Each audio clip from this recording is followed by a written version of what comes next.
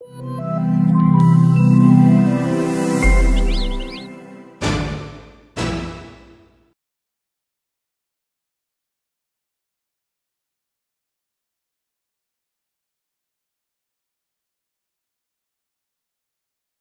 লাগে না। এই সংসারে যেখান থেকে এসেছি সেখান থেকে বাইরের জগৎটা কি সেটাই ভুলে গেছি। তোমার আবার কি হলো? কি হয়েছে বলবে তো? আর ভালো লাগছে না। কতদিন হলো বাইরে তো কোথাও আর নিয়ে আর বেরোও না। আরে এর জন্য এমন করছো?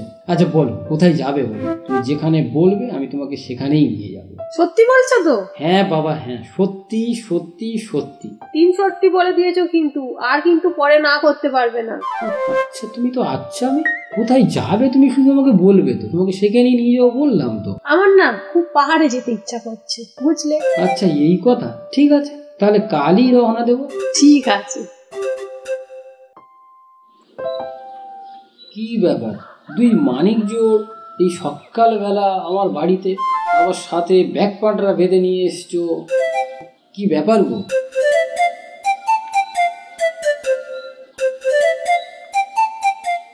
সারপ্রাইজ, আমি ওদেরকে ডেকেছি। ও তাই বলো? ওরা তো কখনো পাহাড় এলাকায় যায়নি, তাই ওদেরকে ডাকলাম, ওরা আমাদের সাথেই যাবে। আচ্ছা আচ্ছা, সে তো খুব ভালো কথা, সবাই মিলে একসঙ্গে আনন্দ করতে করতে যাব। চলো বেরিয়ে পড়া যাক, আর দেরি করে লাভ নেই।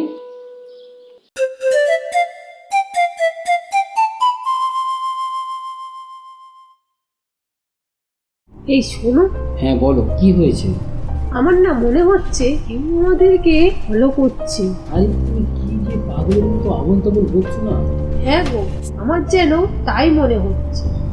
এই ছাড়ো ওসব কথা, বেড়াতে বেরিয়েছো, মন দিয়ে বেড়ানোটাই উপভোগ কর। দেখো সামনে দেখো, প্রাকৃতিক পরিবেশটা কি সুন্দর লাগছে।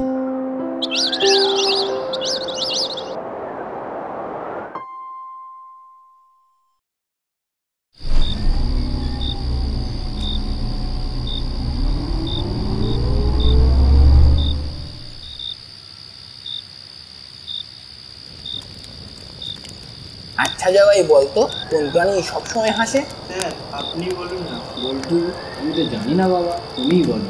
স্যার একটু ভাবুন, ঠিক বলতে পারবেন। না না বল্টু তুমি বলো, আমার আর ভেবে লাভ নেই, বুঝলে? তা হাতি হবে স্যার। আরে বলটু কিভাবে হলো? দেখিসনি হাতির দাঁত দুটো সবসময় বেরিয়ে থাকে। বা বলতো, তুমি তো ভারী জোকস বলতে পারো। শুধু কি এই একটা, ও আর অনেক জোকস জানে স্যার। তাই নাকি জগাই? তা বলতু আর একটা বলো দেখি। আপনি শুনবেন যখন, তাহলে আর একটা বলছি। একদিন এক অঙ্কন স্যার তার ছাত্রীকে আঁকা শেখাচ্ছেন। ছাত্রীরা কিছুতেই আঁকতে পারছে না। কিছুদিন এইভাবেই কেটে যায়। তারপর একদিন অঙ্কন স্যারটা তার ছাত্রীকে বলছেন, আজ তুমি যদি কাঞ্চনজঙ্ঘার ছবিটা না আঁকতে পারো তাহলে আজ তোমার ছুটি নেই। কিছুক্ষণ মেয়েটি চুপচাপ বসে থাকে। সাদা খাতাটা নিয়ে স্যারের কাছে দিল। স্যার, কাঞ্চনজঙ্ঘা বরফ পড়ে সাদা হয়ে গেছে। এইসব বুদ্ধি তোর মাথা ছাড়া আর অন্য কোথাও থেকে বার হয় না। সে আর বলতে, ওর মাথায় তো এইসব বুদ্ধিই ভর্তি। এই চলো চলো সবাই, আর সময় নষ্ট করে লাভ নেই। কালকের তো সারাদিন জার্নি করে মোটেই বেরোনো হয়নি, আজকে বেরোনো যাক, চলো। হ্যাঁ ঠিক বলেছো, চলো।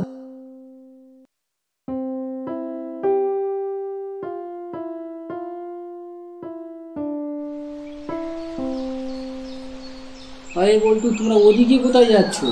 স্যার আমি আর জয় একটু ওই থেকে ঘুরে আসি। আচ্ছা যাও যাও, কিন্তু সাবধানে যেও। আচ্ছা ঠিক আছে। আমার না মনে হচ্ছে কেউ যেন আমাদেরকে ফলো করছে। তোমার না যত সব আজগুবি কথা। আরে আকাশ নাকি? কি ব্যাপার ভাই, তুই এখানে?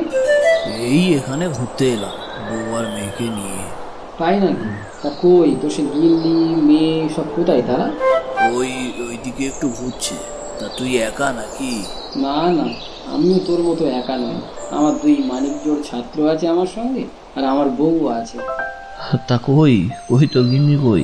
আরে এখানেই তো ছিল, কোথায় গেল বলতো?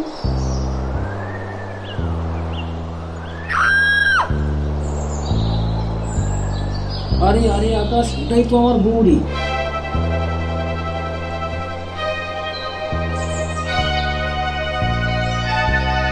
স্যার ওটা কি ম্যাডাম? জানি না রে বলতু, এটাই তো মনে হচ্ছে। দেখ দেখ বাবা দেখ। কি হয়েছে গো এখানে? একটা চিৎকারের আওয়াজ শুনতে পেলাম যেন এখনই। আরে সে কি, তুমি যদি এখানে, তাহলে ওটা গড়িয়ে পড়ছে কি? আরে এটা তো সেই চোরের সর্দার। কে? চোরের সর্দার? স্যার, ওরা আর এদের দলের লোকেরা তুলে চুরি করেছিল। স্যার, আর একজন চোর পালিয়েছে, ধরতে পারিনি। এই তুমি ওইভাবে গড়িয়ে পড়লে কিভাবে? আপনি আমাদের পুলিশে ধরিয়ে দেওয়ার পরে ভেবেছিলাম প্রতিশোধ নেব, তাই কাল থেকে আপনাদের পিছু করছিলাম। আপনার স্ত্রী খানিক আন্দাজ করেছিল যে কেউ ফলো করছে, তাই আপনার স্ত্রীকে সরানোর জন্য আমরা কিডন্যাপের প্ল্যান করি, তাতে আপনার ওপর প্রতিশোধ নেওয়া হবে। এই ভেবে পাহাড়ে আপনাদের ফলো করতে আসি, কিন্তু কিভাবে যে ওই মেয়েকে ধরে ফেলি বুঝতে পারছি না। আরে আমি তো বাথরুমে গিয়েছিলাম, তখনই হয়তো ওরা গুলিয়ে ফেলেছে। আমার মনে হয় সেটাই হয়েছে। ঠিক আছে, আমি এবার যাই। দাঁড়া, কোথায় যাচ্ছি? আর ওই আবদার পেয়েছি, এমন চর মারবো না, এনের মতন ভোঁ ভোঁ করে। বাবা, যা কাণ্ড হলো, আর বেড়াতে যাওয়ার নাম করবো না কখনো। যাবেন না কেন? আমরা যেখানেই যাই সেখানে কিছু না কিছু একটা ঘটে।